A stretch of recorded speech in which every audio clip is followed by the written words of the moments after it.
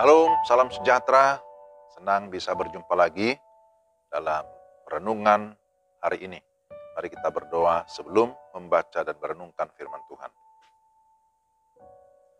Kami mengucap syukur kepadamu ya Tuhan, untuk setiap kesempatan bagi kami mendengarkan firman-Mu. Kami memohon supaya Roh Kudus yang sudah mengilhamkan firman-Mu juga menerangi hati kami supaya kami dapat memahami dengan baik. Dalam nama Tuhan Yesus kami berdoa. Amin. Pembacaan firman Tuhan dari 1 Tesalonika 4 ayat 13. Selanjutnya, kami tidak mau saudara-saudara bahwa kamu tidak mengetahui tentang mereka yang meninggal, supaya kamu jangan berduka cita seperti orang-orang lain yang tidak mempunyai pengharapan. Demikian pembacaan firman Tuhan. Saya beri tema renungan kita, lebih sungguh-sungguh dalam pengharapan. Dalam beberapa hari terakhir ini, kita sedang membahas tema-tema renungan yang sengaja saya ambil dari 1 Tesalonika. Kita sudah mendengarkan renungan lebih sungguh-sungguh dalam kekudusan, lebih sungguh-sungguh dalam kasih, lebih sungguh-sungguh dalam ketenangan, dan hari ini lebih sungguh-sungguh dalam pengharapan. Nah, saudara-saudara, banyak orang yang tidak mempunyai pengharapan atau hopeless. Mengapa tidak mempunyai pengharapan? Oleh karena tidak memiliki iman yang sejati.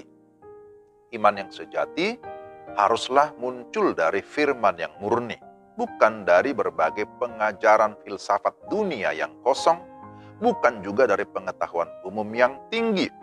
Iman tidak didasarkan pada pengalaman-pengalaman tentang kesuksesan ataupun keberhasilan. Iman tidak bersumber dari kekayaan dunia. Sebab kalau demikian, seseorang akan menjadi lemah dan putus asa ketika ada kegagalan, ketika ada penderitaan, atau mungkin mengalami kebangkrutan, miskin, maka orang akan bisa menjadi lemah dan putus asa. Itulah sebabnya Rasul Paulus menasihati jemaat di Tesalonika agar mereka lebih sungguh-sungguh dalam pengharapan, sekalipun mereka menghadapi berbagai-bagai duka. Jadi saudara-saudara, kita dapat belajar beberapa hal berkaitan dengan tema ini. Pertama, hanya orang yang di luar Kristuslah yang tidak mempunyai pengharapan.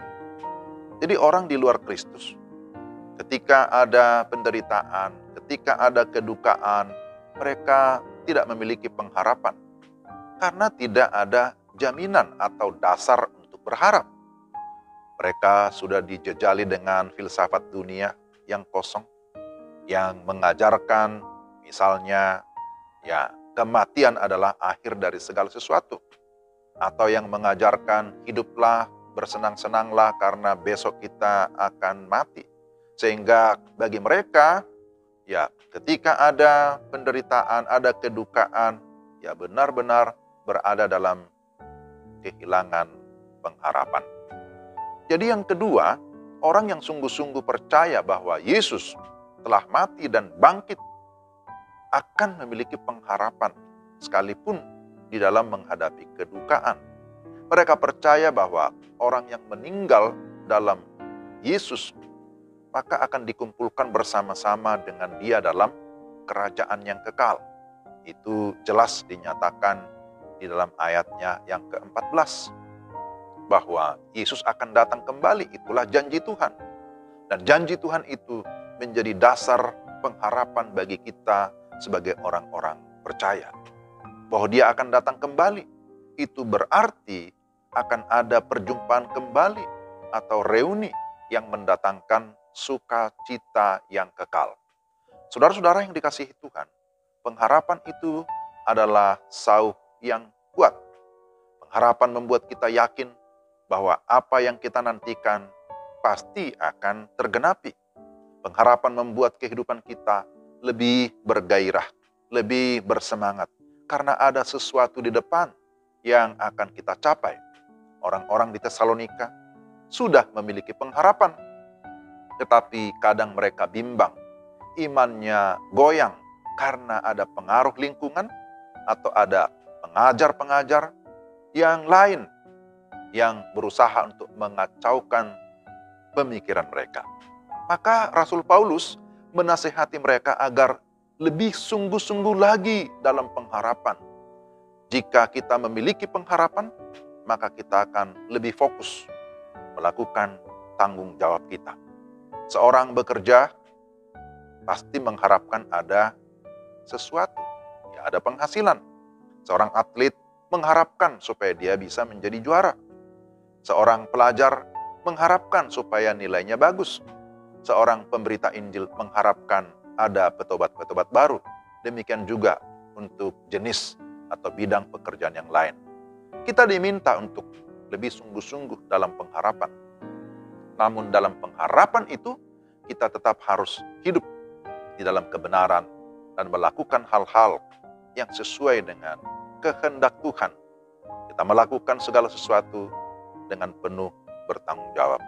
Pengharapan kita di dalam Kristus membuat kita bergairah, bersemangat di dalam menjalani kehidupan. Karena itu tetaplah berharap kepada Tuhan, karena pengharapan di dalam Tuhan itu adalah pengharapan yang hidup, pengharapan yang pasti, pengharapan yang menuntun kita sampai kepada kehidupan yang kekal. Mari kita berdoa. Tuhan, terima kasih karena firman-Mu meneguhkan kami bahwa dalam segala situasi kami tetap memiliki pengharapan, terutama pengharapan akan kepastian keselamatan di dalam Yesus Kristus. Pengharapan itu membuat kami bersemangat menjalani hidup kami, karena kehidupan kami di dunia ini tidak pernah sia-sia, dan kehidupan kami tidak berakhir hanya sampai di sini, tetapi kami akan sampai ke dalam kerajaan-Mu yang kekal. Janji-Mu membuat kami terus fokus untuk melakukan tanggung jawab kami. Sebagai orang-orang percaya, di dalam dunia ini kami harus berbuat sesuatu, melakukan apa yang merupakan amanat-Mu. Mampukan kami ya Tuhan, menjalani kehidupan kami dengan sungguh-sungguh hanya bergantung kepada-Mu. Dalam nama Tuhan Yesus. Amin. Demikian renungan kita hari ini. Selamat berakhir pekan. Tuhan memberkati saudara sekalian. Salam.